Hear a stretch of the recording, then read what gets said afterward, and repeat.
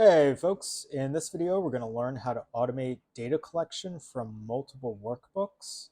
So we're going to use the code that you see in front of you to access a Google Drive folder that has 6 workbooks in it.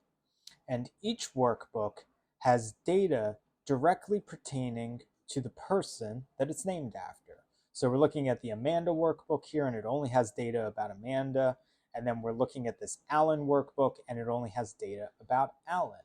So we are going to use our script in order to collect all of the data from those workbooks and then send it to this single worksheet.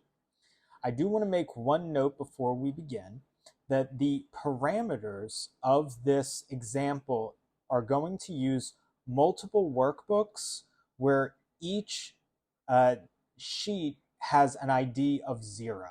So Google Sheets have sheet IDs, and sheet 1 is always 0. So you'll notice here that Amanda's data is on sheet 0, and Alan's data is also on sheet 0. All of the workbooks in this Google Drive folder have data entered into sheet 0 that we want to collect and send to a single workbook.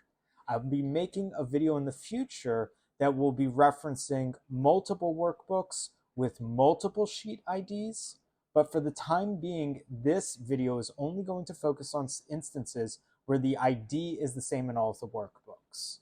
So if you have a situation where you have more than one sheet ID going on, this video may not be the one for you. But it still might be helpful to learn, so I hope you'll stick around or check out that future video. So we'll check back in our script, and you can see that it is successfully compiled. And when we go back to our example workbook, you now see that we have data in here for Alan, Robert, Kenneth, Vanessa, Amy, and Amanda. Great. So we're going to close out those workbooks because we don't need them anymore, but we are going to keep open this Google Drive folder with all the workbooks in it. And now we're going to begin from scratch from this new workbook that's called Demo, Collect Data from Multiple Workbooks. I already have AppScript open. You can access it by going to the Extensions menu and then selecting AppScript. So we are going to begin by creating some constants around our access points. So the first thing that we're going to do is we're going to declare a constant for our source folder. So we're going to write out the word const, which stands for constant, and then we're going to declare its name. I'm going to call it folder ID. And I'm just going to open up an empty string for now, and we'll eventually go back to our workbooks folder and we'll fill in that data point. Next, we're going to declare our destination. And in this case, it's going to be a constant for dest ID, and it will be a workbook, so we need to use a string again. So I'm just going to pass an empty string. The final thing that we need to declare is our sheet ID. And as I mentioned, I am using sheet ID 0 or sheet 1, which has an ID of 0. So I'm going to say sheet 1 ID, and then I'm going to say it's equal to 0. Now what we're going to do is go to our workbook, and we're going to go into the URL, and we're going to collect the workbook ID. Every single Google Sheet has a workbook ID, and you can find it in this point in the URL. So we're going to copy that, we're going to go back to our script, and we're going to paste it in to our destination ID. Next, we're going to go to our Google Drive folder, and similarly, Google Drive folders all have IDs, and you can find that after the folder string in the URL. So we're going to copy that identification number, and then we're going to paste it into folder ID. So what we're going to do now is hit save on our script, and I'm going to do something a little bit different in this video. I'm going to use multiple files in order to write my functions. So in some of my other videos, I've been writing everything as one long script in one file. I'm curious if it's easier for you to follow along, if it's broken out a little bit more. So please let me know in the comments if you like this better or if you like the structure of my other videos better. So the way that we're going to do that is we're going to go to this plus icon in the Files menu of Google Apps Script, and you can see when we hover over it, it gives us the option to add a file. We're going to click on it, and then we're going to select a script file. I'm going to call this get sheet by ID because that's the function that I am going to be adding to this particular file. Now, if you've watched some of my other videos about automation, you'll know that I like to reference the sheet ID in order to access data. The reason I do that is because Google Apps Script does not have a native method in order to access sheet IDs. It gives you an option to use sheet names. Names are highly volatile because people can change them at any given time. So if you automate a script and you use the sheet name or the folder name or the workbook name and somebody changes the name for whatever reason, all of your scripts will break. All of your automations will break, and then that will require you to stop doing whatever you're currently doing to then go check out and what's going on over there. So in order to mitigate that vulnerability, I use a custom function called getSheetById. So we're going to begin by writing the word function. And then you can call it whatever you want to. I call it getSheetById because that's literally what it does. It takes two arguments. The first is going to be the workbook ID, and the second is going to be a sheet ID. We're going to add curly brackets. We're going to hit enter. And now we're going to declare a variable that is called WB, which stands for workbook. Again, you can call any of these things anything you want to. You can call workbook ID X and sheet ID Y. You can call it A. You can call it B. You can call it your first name. You can call it last name. You can call it your favorite pet, your sister's pet, your brother's pet, your friend's pet, whatever, right? Like, do whatever you want to. I'm doing var WB equals spreadsheet app open by ID. And then here I'm going to pass that WB argument. So our first argument is going to be feeding into the WB variable. Next, we're going to declare a variable for sheets. And we're going to reference our WB variable, and we're going to use a period, and then we're going to say get sheets. And what this is going to do is this is going to access our workbook and then get all of the sheets in the workbook. Now we're going to want to loop through them. So we're going to use a for loop, and then we're going to use the word I, or the variable I. You can do X, you can do Y, you can do J, you can do Z. I is typically used because it stands for iterator, because for loops iterate through a sequence. So we're going to say for I in sheets, and then we're going to do our curly brackets there, and then we're going to use an if statement, and we're going to say if sheets iterator dot get ID, get sheet ID, my apologies, equals the sheet ID argument, right? So the second argument is now being passed here. If the sheet ID of any sheet in the workbook matches the sheet ID that we pass to the function, then we want it to populate a variable called sheet name. And the way that we're going to populate sheet name is by calling sheets iterator one more time, and then we're going to say get sheet name. And what this will allow us to do is access the sheet ID of every sheet in the workbook. We are going to test if any of the sheets in the workbook match the sheet ID that is passed to the function. In the event that that sheet has the ID that we want, then we are collecting its name. And that name is being collected in the sheet name variable. So when we use the return method and we call wb.getSheet by name, and then we pass it sheet name, we have now sidestepped the getSheetByName method by passing it the sheet name that matches the ID. So effectively, the sheet name variable in our for loop is getting us the sheet name by using the ID, even though we're not explicitly using the ID, we're passively using it to sidestep our vulnerability. If you want to know more about that, check out my level 2 automation video where I show some examples of how it breaks and how it blah, blah, blah. Cool. So the next thing that we're going to do is we're going to go back to our files menu. We're going to hit the plus icon, and then we are going to open a new script. And this script is going to, or this file, my apologies, is going to be called folder extractor. And this function was used in my level 3 video where we sent data from one workbook to multiple workbooks.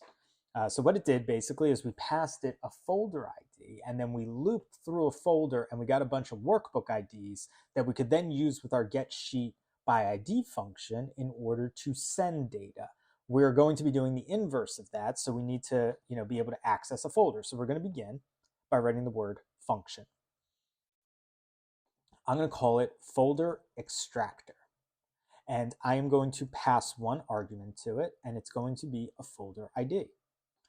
We're going to use our curly braces, and then we're going to hit enter so that we have the ability to write our function. And we're going to begin by writing a variable called folder access. And within the folder access variable, we're going to call driveapp.getFolderById, and then we are going to pass in our folder ID argument. After that, we are going to declare a variable for files, and we will use the folder access variable that we just declared so that we can use the getFiles method. This is very similar to when we accessed the workbook and then we declared sheets and then we looped through the sheets. Instead of looping through sheets, we are now going to be looping through files.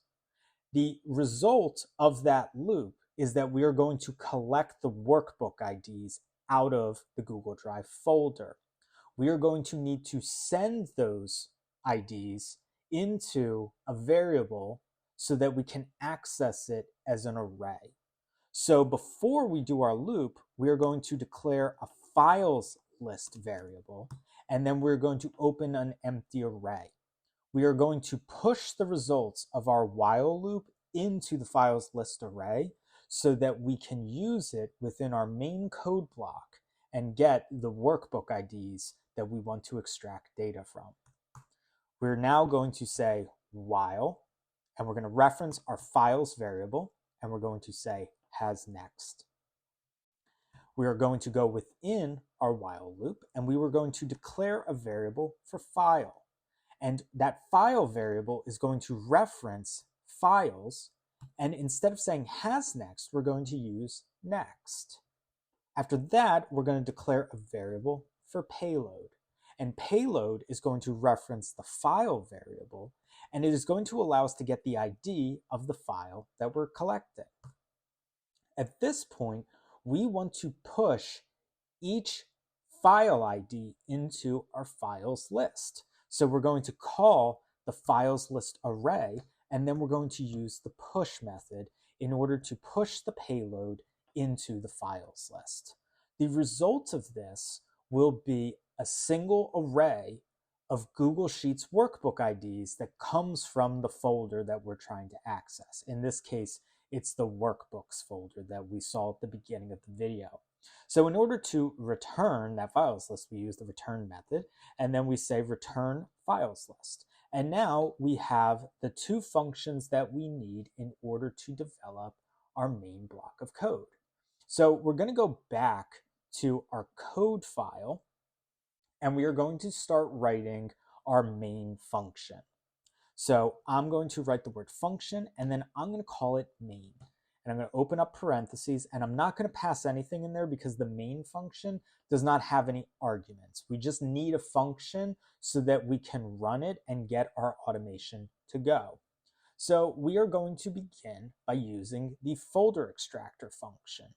And we are going to use that with a variable that we are declaring called folder IDs. And then we are going to call folder extractor, and then we're going to pass to it our folder ID constant on line 2. So I'm going to write folder ID.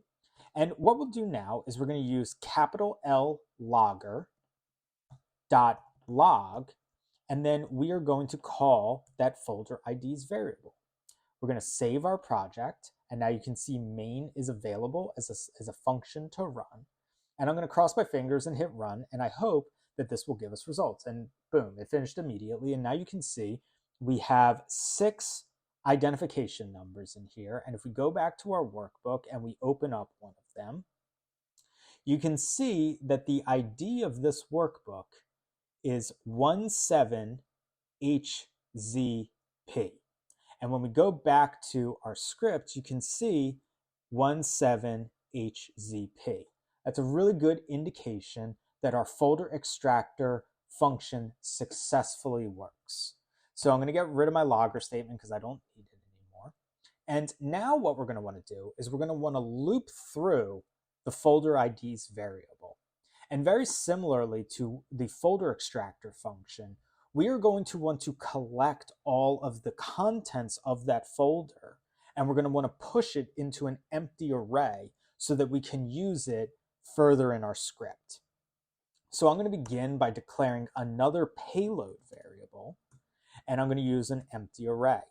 Now, one note that I would like to make is you notice that I used payload as a variable in my folder extractor file. I was allowed to do that because you can redeclare variables throughout your script. Constants cannot be overwritten. So when you declare folder capital I lowercase d as a constant, you cannot write folder ID in the rest of your script. So that's the difference between constant and variable and let. Let and const you cannot overwrite. Variable you can overwrite. You can redeclare it. So that's why I'm using payload again. It has nothing to do with the other payload. It's just a variable, so it can be rewritten at any point and used as a word throughout the rest of your script. So now that I have my empty array, I am going to try to use a for loop through my folder IDs variable. Sorry, so it needs to say for I in folder IDs, and then we're going to use our curly brackets. And within our for loop, we're going to declare another variable for sheet. And the sheet variable is going to use the getSheetById function.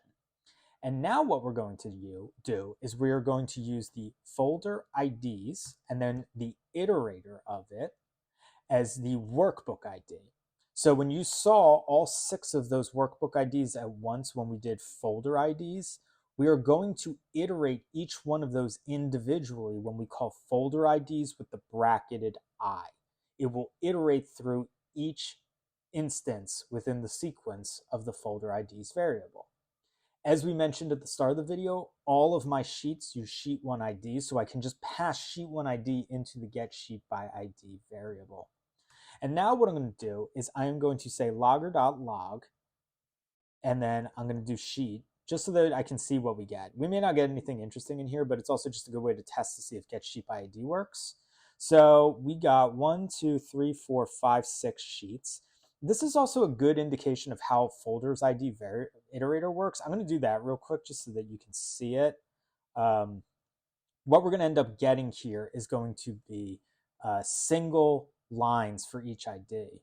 Oh, but that's not what we wanted, because now we're just getting the same one over and over again. That might be a problem, but we'll deal with that in another day. Okay, cool. So now what we're going to do is we are going to declare data, and this data is going to use sheet.getRange, and we're going to start at row 1, column 1, and we are going to reference sheet.getLastRow, and then we're going to do sheet.getLastColumn, and then we are going to get display values. Now, this is not going to be our final product here. I just want you to see how this data gets logged, because we're going to want to change it so that our end product looks the way that we want it to. But for the time being, I just want you to see, okay, cannot convert function native code to int. Aha, so the issue here is I did get last column, but I didn't include the parentheses. So it was basically just pushing code there instead of actually getting the last column. So we're going to run that again, and hopefully this works. Cool, so you can see we're getting like a bunch of data in here. And if I expand this up a little bit, you can see that this has Amanda, and then we have Amy, and then we have Vanessa, and then we have Kenneth, and then we have Robert, and then we have Alan. Now, the thing that I want to point out to you is that when we did this data variable and we said get range and we started at row 1 and we started at column 1, we ended up getting the header row from each of the workbooks, right? So what's going to happen when we want to push this into our data set is we're going to get the header row from every single workbook. So we're going to have a line item. We're going to have 6 instances of a line item where it's called country and name and month and inventory, gross revenue, and all that type of stuff. Now, this is going to be annoying, but it's also going to be problematic because then you're going to be mixing data types. So for example, when you go to the inventory column and you get an integer, you're going to mix integers with text. And that is then going to turn the data type into a string object, very similar to your destination ID, right? So what'll happen is if you try to do math with those, you're not going to be able to, because you're going to be it'll be like trying to add destination ID plus folder ID, right? Like those don't have any mathematical value. They don't have any properties. You can't add them together. So what we're going to do is for our data hygiene, we are going to start at row 2 in order to avoid the header columns. But that's going to bring up a new problem that we're going to have to solve, which hopefully will be evident in here. But this is a lot of data, so it might not, but it is. Awesome, cool. So once this finishes running, check this out. Now we have this issue where because we're starting one row into the data set, we're getting an extra row of data. I have a video about data arrays that talks about this more in depthly, but basically what happens is like your data needs to be the exact same size. So when we say get range starting at row 2 and then we say sheet.get last row, everything kind of like gets bumped down 1. So when we took away the header rows, that remanifested at the bottom because it went 1 row after the data set.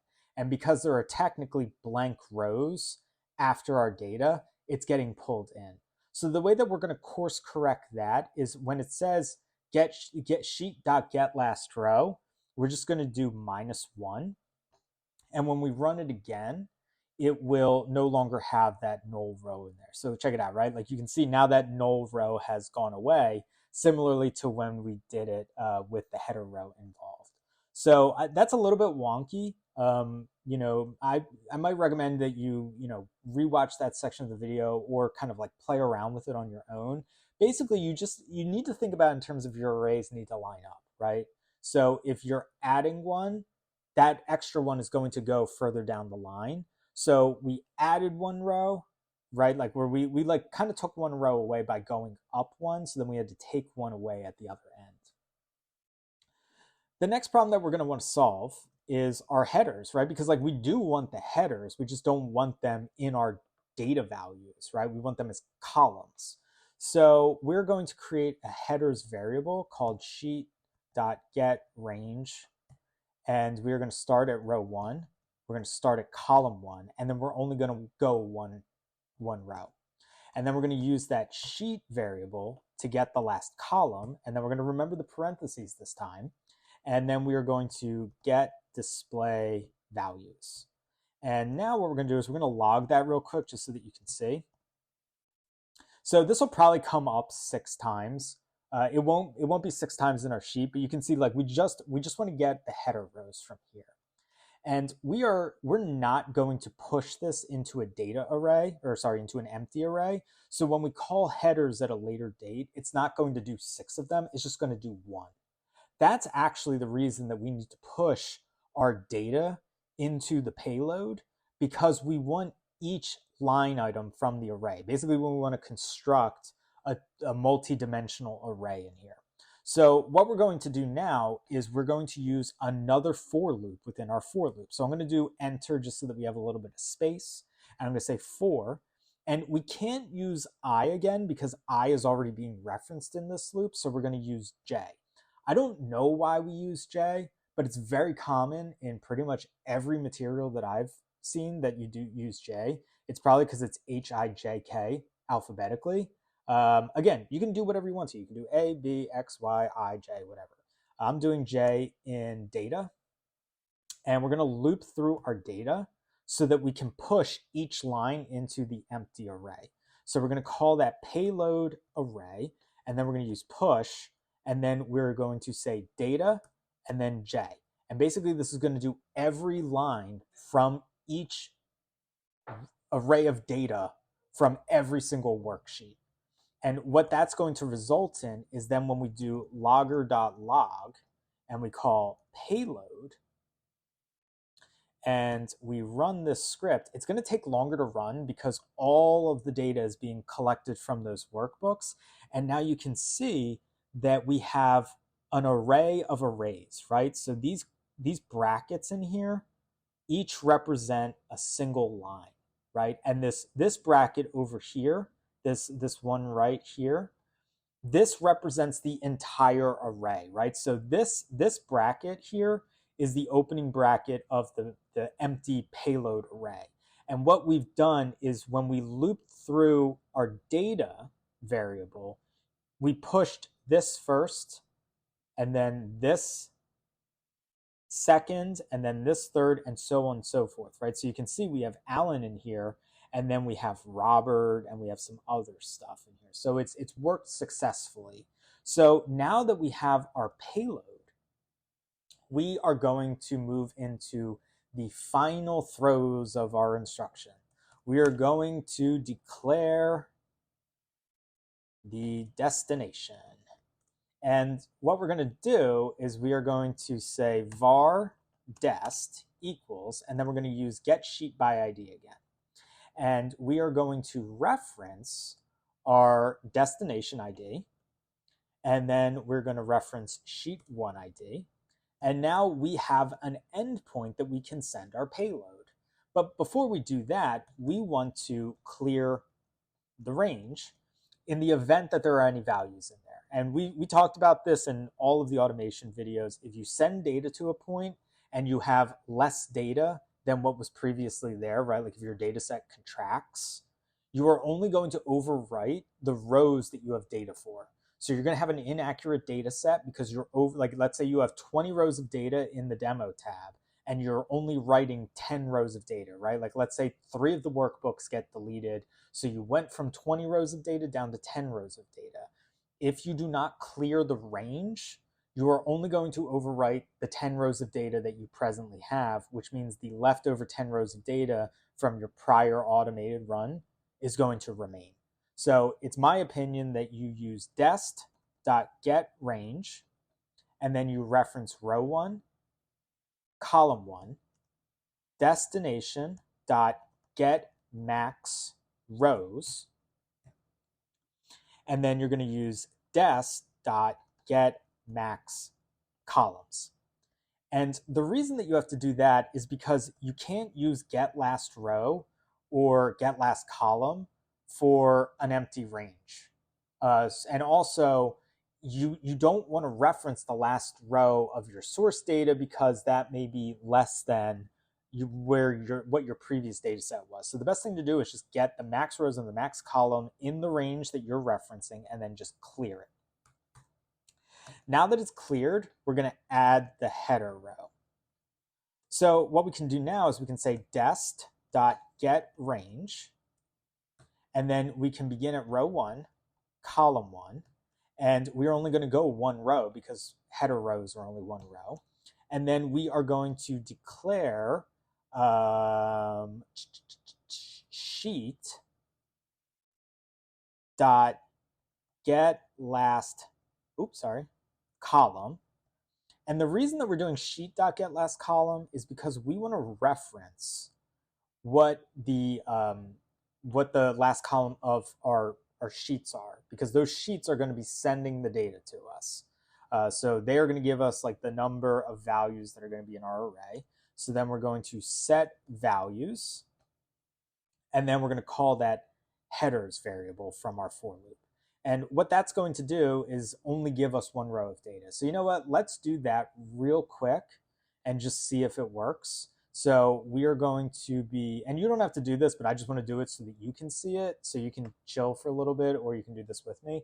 We're going to hit run on main now, and hopefully this works.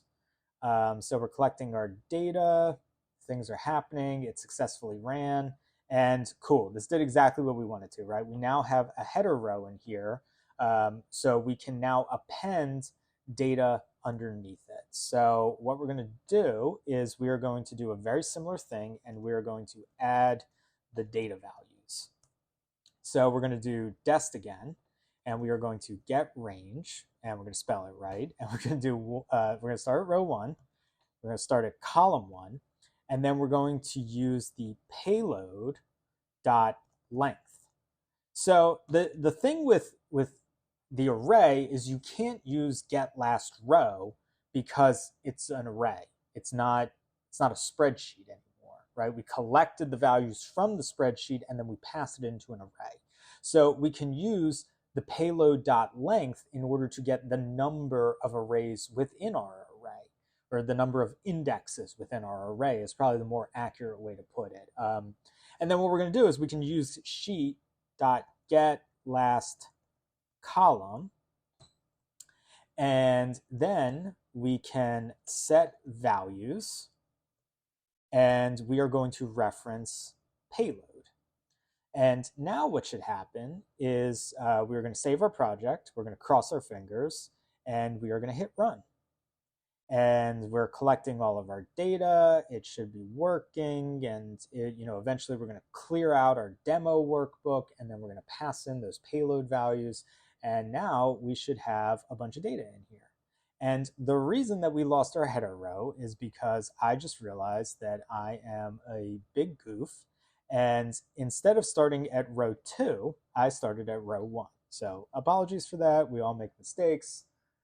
Programming is fun like that. So now we're going to wait a little bit longer, and this is actually really cool because now we can take a moment and you can see that it recorrected, and now Alan's first row is starting at row 2 and the country row is starting at row 1, and we can scroll through and we have Robert, Kenneth, Vanessa, Amy, Amanda, everybody's in here. We got those blank rows down here. Everything worked spectacularly. So in the event that you want to automate this, you can go over here to the triggers menu. You can create a new trigger, and make sure you select the right function. There's been a couple videos that I've done where I've accidentally not selected the correct function, so apologies for that. And now what you're going to do is you're going to change the event source from spreadsheet to time-driven, and then you have the ability to set it at a specific date and time. You can do a minutes timer, you can do an hour timer, you can do a day timer, a week timer, month timer. We're going to do a day timer, and we're going to set this to run every single day at 4 to 5 a.m. That way, when we wake up and we get our coffee and we sit down, all of our data will have automated for us. So to recap, this video taught you how to collect data from multiple workbooks that exist within a Google Drive file and collect all their data and then send it into a single workbook. The caveat is that this solution will only allow you to use workbooks that have the same ID to collect the data. Additionally, you are still vulnerable if somebody goes in here and deletes columns from their workbook and those values no longer align. So there are some, vulnerabilities to it, but effectively this is a really good way if you have multiple points that have the same data in it and you want to pull them into a single point. I think this is a great solution to do it. Like I said, I'm going to have a couple other videos that touch on some variations of this, so I hope you'll check them out. Like I said, love getting some comments to know how you're finding these workbooks, so feel free to give me some feedback, and I wish you luck on your data journey.